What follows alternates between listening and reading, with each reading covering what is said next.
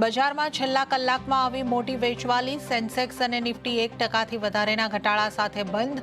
Bank નિફ્ટીમાં લગભગ 550 પોઈન્ટનો ઘટાડો. મિડ કેપ અને સ્મોલ કેપ શેર્સમાં પણ રહ્યું મોટું દબાણ.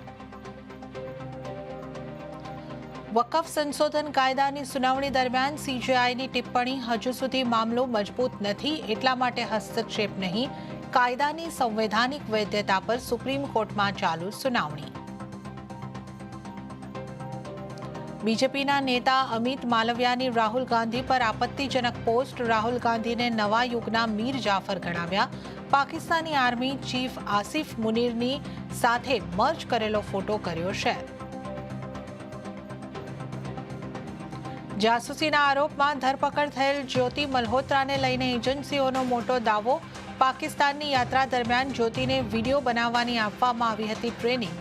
એનઆઈએને મળ્યું જ્યોતિનું વિઝા એપ્લિકેશન ફોર્મ. બાંગ્લાદેશ જવાની તૈયારીમાં હતી જ્યોતિ. વડાપ્રધાન નરેન્દ્ર મોદી 22મી મેએ કરશે 103 અમૃત ભારત સ્ટેશનોનું ઉદ્ઘાટન. ભાવનગર, બિકાનેર, નાસિક, ભોપાલ, વડાલા, માટુંગા જેવા સ્ટેશનો સામેલ. યાત્રીઓને મળશે વધુ સારી સુવિધા.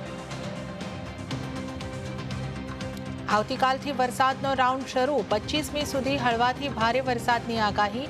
તો ધોધમાર રાઉન્ડ પહેલા ગુજરાતમાં આજે થઈ શકે હળવો વરસાદ. 16 જિલ્લામાં આગાહી. પ્રી મોન્સૂન એક્ટિવિટીમાં વાવણી થવાનું પણ અનુમાન. અને કેરળમાં 4 થી 5 દિવસમાં બેસી શકે છે ચોમાસું. લક્ષદ્વીપમાં પણ ચોમાસા માટે અનુકૂળ સ્થિતિ.